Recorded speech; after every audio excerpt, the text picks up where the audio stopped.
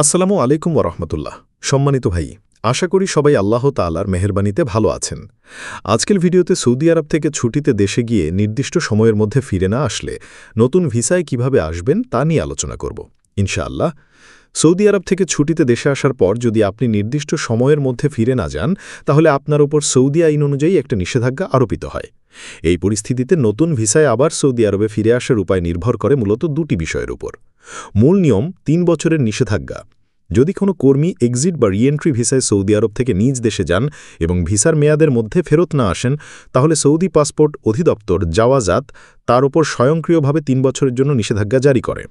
এই অবস্থাকে আরবিতে খারাজ ওয়ালাম ইয়াউদ বলা হয়, যার অর্থ গিয়েছেন কিন্তু ফিরে আসেননি। এই ৩ বছরের নিষেধাজ্ঞা গণনা শুরু হয় আপনার ছুটির ভিসার মেয়াদ শেষ হবার তারিখ থেকে, আপনি কবে দেশ থেকে গিয়েছেন সেই তারিখ থেকে নয়। এই নিয়ম অনুযায়ী আপনার কাছে মূলত দুটি পথ খোলা থাকে। ১. নিষেধাজ্ঞা চলাকালীন আগের কফিল বা কোম্পানির মাধ্যমে ফিরে আসা। এটি একটি বিশেষ এবং ব্যতিক্রমী উপায়। আপনি যদি ৩ বছরের নিষেধাজ্ঞার মধ্যেই সৌদি আরবে ফিরতে চান, তাহলে শুধুমাত্র আপনার আগের কফিল বা কোম্পানি আপনাকে ফিরিয়ে আনতে পারবে। এক্ষেত্রে শর্তাবলী হল: ১. আপনার পুরনো কফিল বা কোম্পানিকে আপনার জন্য একটি নতুন ভিসা ইস্যু করতে হবে। ২. কফিলকে জাওয়াজাত বা পাসপোর্ট অফিস এবং অন্যান্য সংশ্লিষ্ট দপ্তরে প্রমাণ করতে হবে যে তারা আপনাকেই আবার কাজে ফিরিয়ে আনতে আগ্রহী। বাস্তবতা হলো এই প্রক্রিয়াটি বেশ জটিল এবং বেশিরভাগ কফিল বা কোম্পানি এই ঝামেলা নিতে চায় না। তারা সাধারণত পুরনো কর্মীর জন্য অপেক্ষা না করে নতুন কর্মী নিয়োগ দিয়ে দেয়। তবে যদি আপনার সাথে কফিলের খুব ভালো সম্পর্ক থাকে এবং আপনি তাদের জন্য খুব গুরুত্বপূর্ণ কর্মী হন, তাহলে তারা এই চেষ্টা করতে পারে। সতর্কতা অবলম্বন করুন। কোনো দালাল বা এজেন্ট যদি আপনাকে টাকা পয়সার বিনিময়ে নিষেধাজ্ঞা তুলে দেওয়ার কথা বা ভুল তথ্য দিয়ে সৌদিতে পাঠানোর কথা বলে, তবে সেটি সম্পূর্ণ মিথ্যা এবং প্রতারণা। আগের কফিল ছাড়া অন্য কেউ এই নিষেধাজ্ঞা তুলতে পারে না। ২. ৩ বছরের নিষেধাজ্ঞা শেষ হবার পর নতুন ভিসায় ফিরে আসা।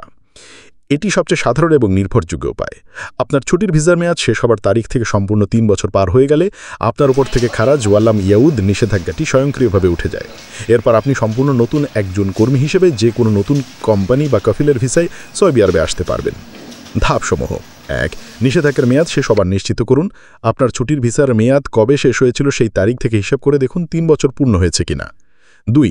নতুন ভিসা সংগ্রহ করুন।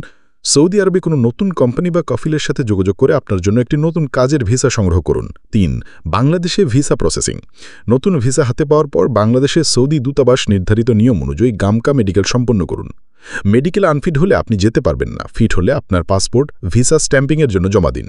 এরপর অন্যান্য প্রক্রিয়া যেমন ফিঙ্গারপ্রিন্ট বা বায়োমেট্রিক সম্পন্ন করে টিকিট কেটে সৌদি আরবে এন্ট্রি করতে পারবেন। কিছু গুরুত্বপূর্ণ বিষয়ে: হুরুব এবং খারাজ ওয়ালাম ইয়াউদ এক নয়। অনেকে এই দুটি বিষয়কেই গুলিয়ে ফেলেন।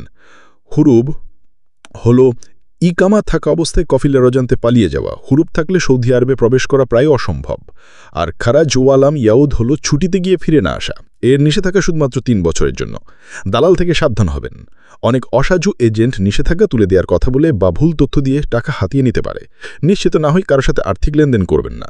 পরিবারের ক্ষেত্রে এই নিয়মটি কর্মীর উপর নির্ভরশীল ডিপেন্ডেন্ট সদস্য ক্ষেত্রে প্রযোজ্য।